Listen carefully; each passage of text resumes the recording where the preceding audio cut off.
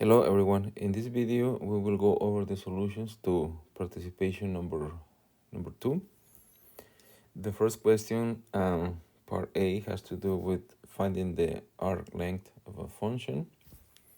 Remember the formula for the arc length is the integral from a to b, or the square root of 1 plus the derivative square.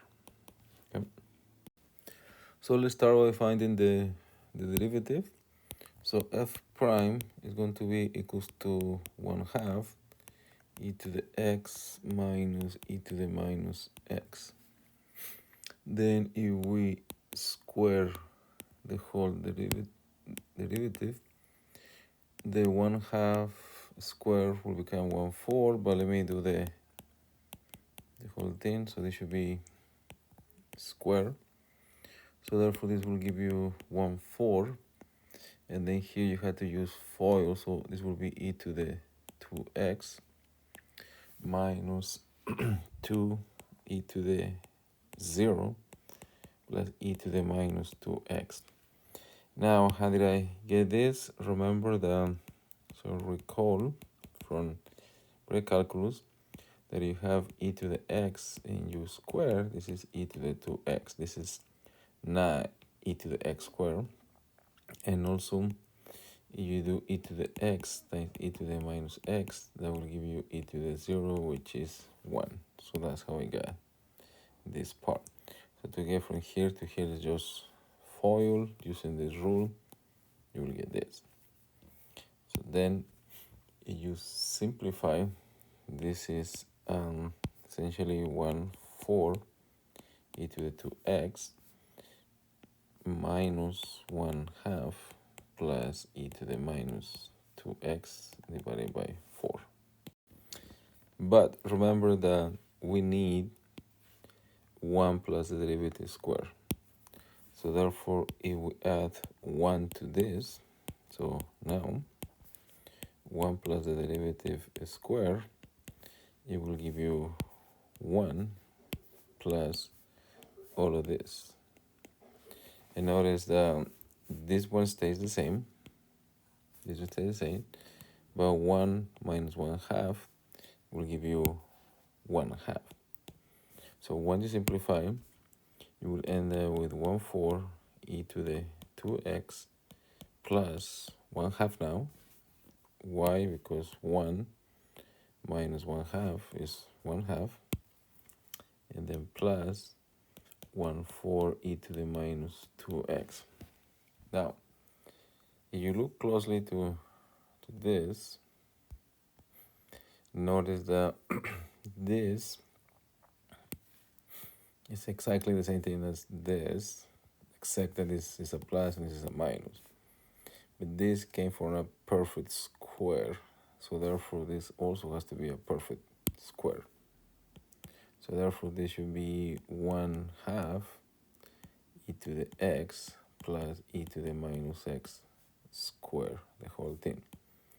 This is going to be very useful because now you have to take the square root.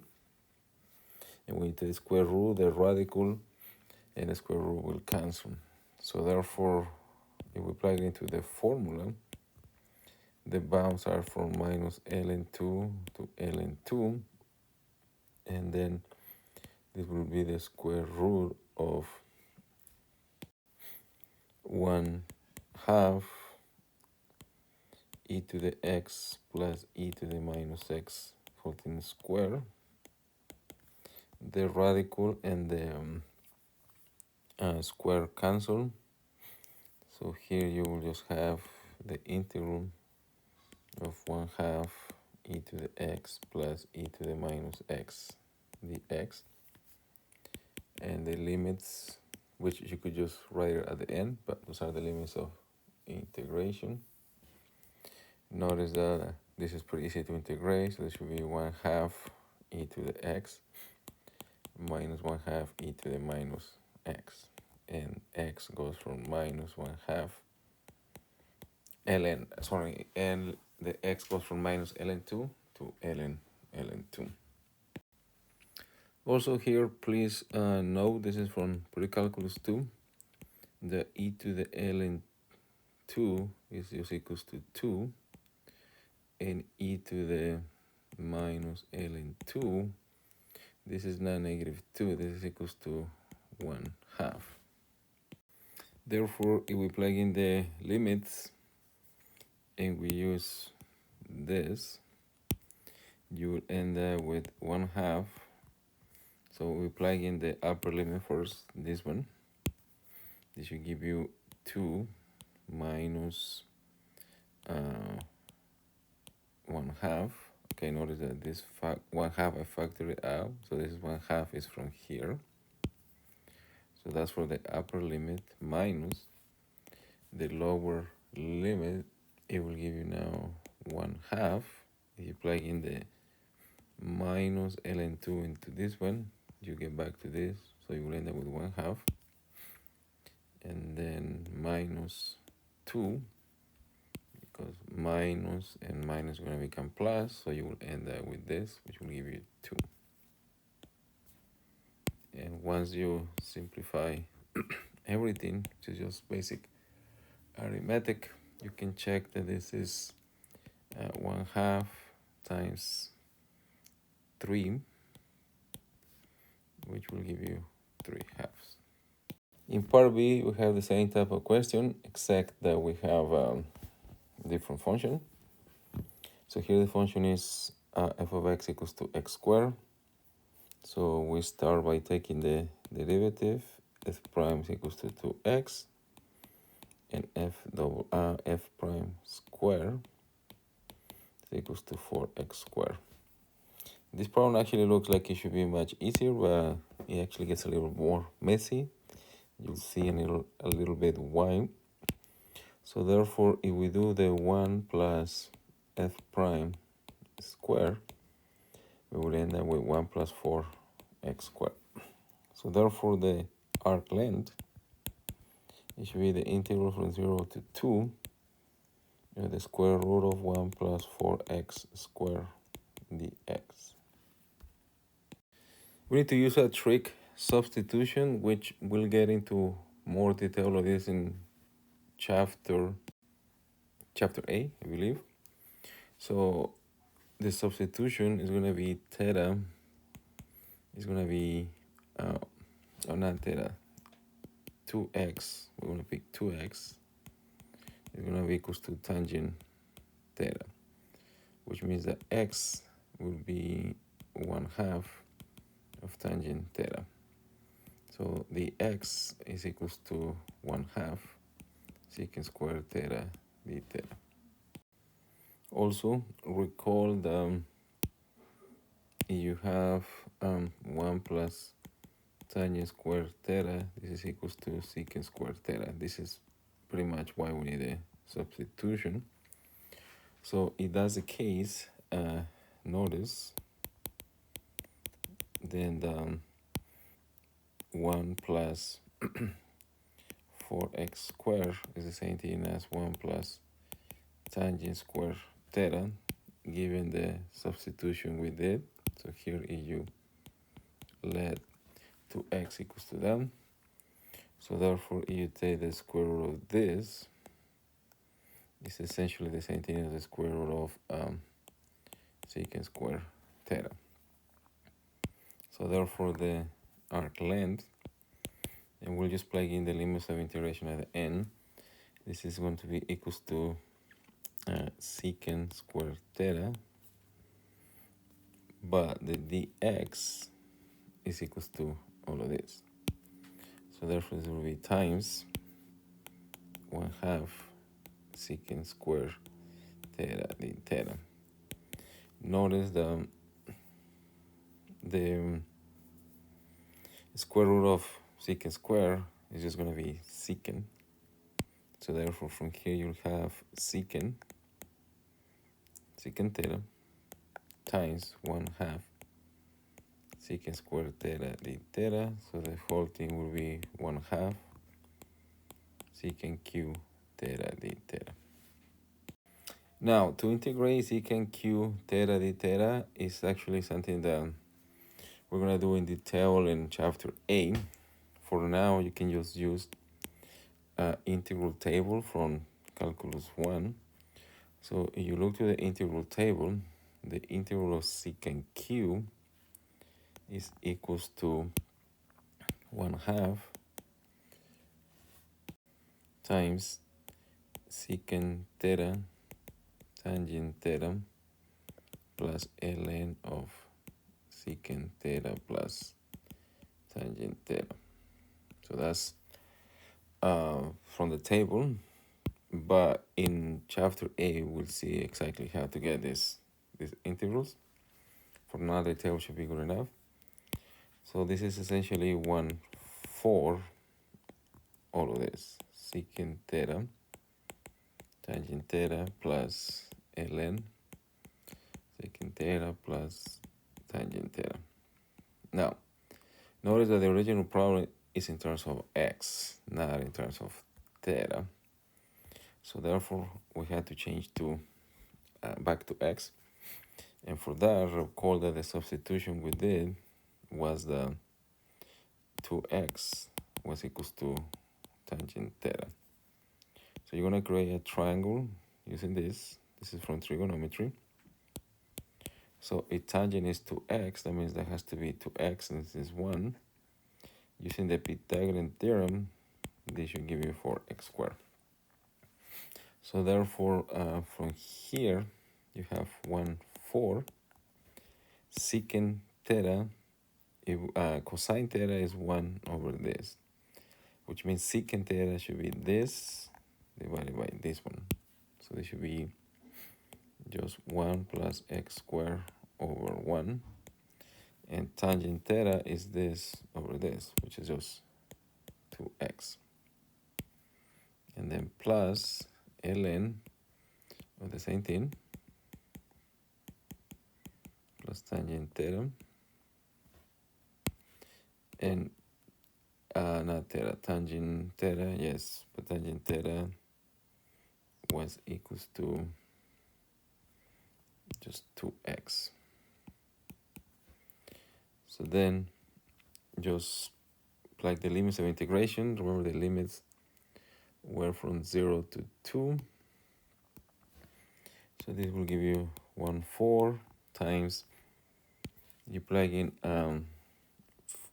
2 in here, there is a typo here, this should be a 4. This should also have a 4, so let me actually write this. What is the, so here. So this should be, let me write it correctly. I forgot to type the whole thing. So this is 1 plus 4x squared. It should be 4x squared. So then if you plug in 2 in here, you can check that this part should give radical 17 times 4 plus ln of radical 17 plus 4. And then when you subtract 0, notice that this thing will be 0. This is not 0, but this is 0, so this gives you 0. And then the second part, this is essentially ln of 1, but ln of 1 is 0. So therefore all of this disappears. So the only thing left is the following. So if you multiply this times that, you end up with radical 17, and the rest will be 1/4 ln of radical 17 plus 4, and that's it. In part C is asking you to find the surface area. Recall that the formula for the surface area is equals to 2 pi the integral from a to b of y of 1 plus f prime square. So notice the similarity with the arc length formula. Now for these problems, it's usually very important to draw a graph to know exactly what you're trying to do. Here, the square root of x looks like this, and you are going from 1 to 4. So this is 1, this is 2. And very importantly, we are rotating on the x-axis. So therefore, notice that this part from here to here is y. So that's going to be the radius of rotation. Okay? So therefore, if we plug it into the formula, s will be 2 pi, the interval from 1 to 4 of y, but y is the same thing as the square root of x, and then times the square root of 1 plus the derivative square. But notice that y is equal to radical x, so therefore y prime will be 1/2 x to the minus 1/2, or 1/2 radical x. Hence, if you square this, you will get 1/4 for x. So therefore, this will be 1/4x. Before we try to attempt the integral, it's a very, very good idea to try to simplify all of this. So notice the following. So notice, and this is just adding fractions from elementary algebra. So you have 1 plus 1/4x. This is the same thing as 4x plus 1/4x. And you take the square root on both sides.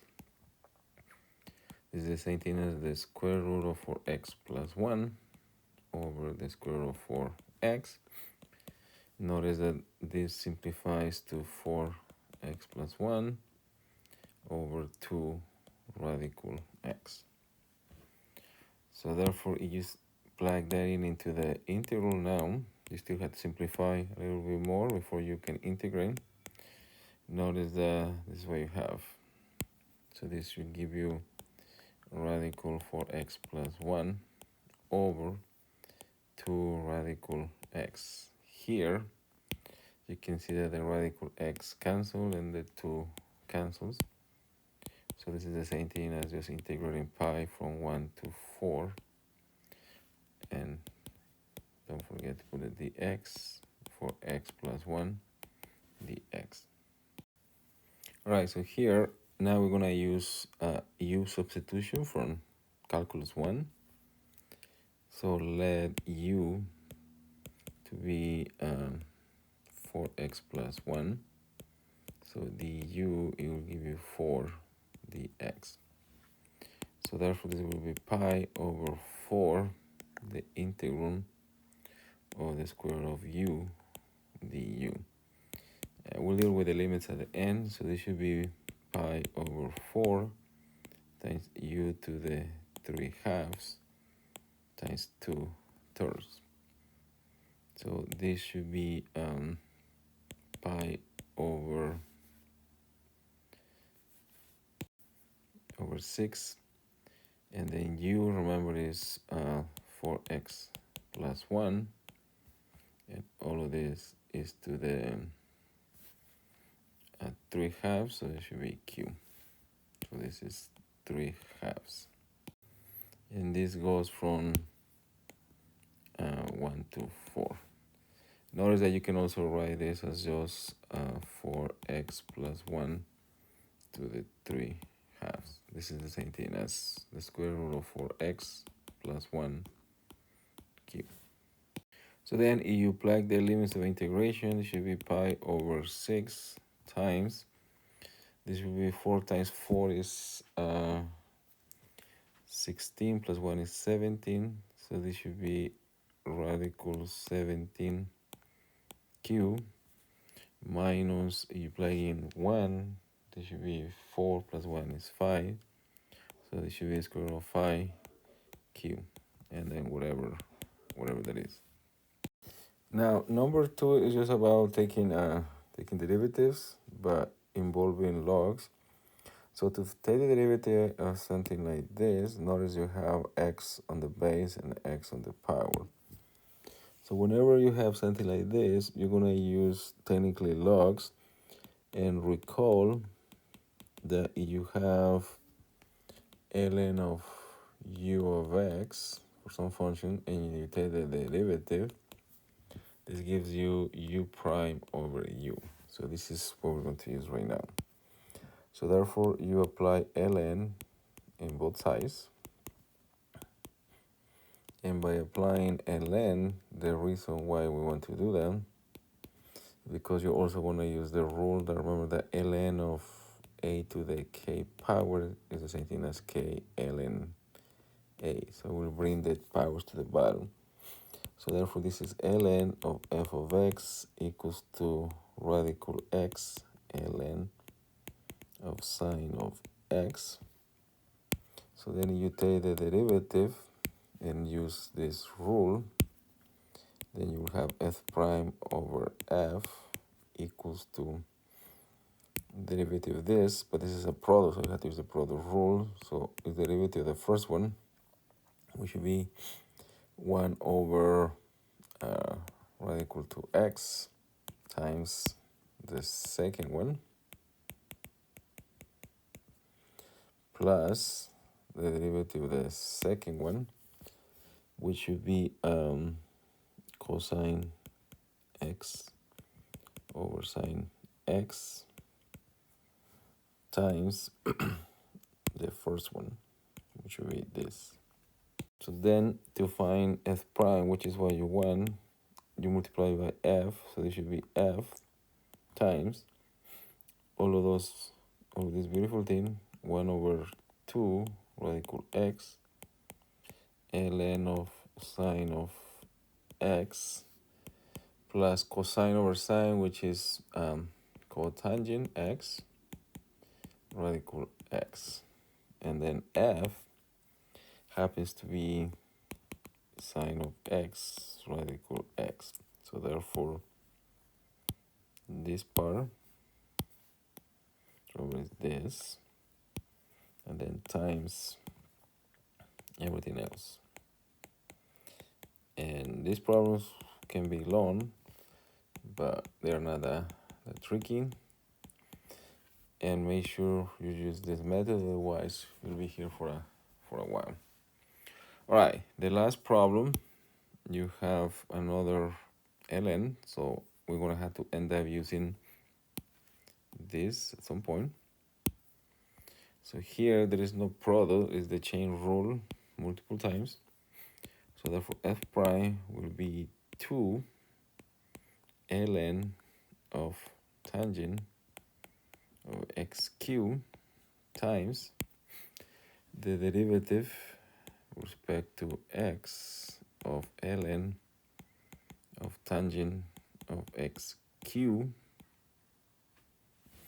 So you have 2 ln of tangent x cubed times the derivative of ln, using the formula I just told you, is the derivative of this divided by itself. So it should be secant square x cubed over tangent of x cubed.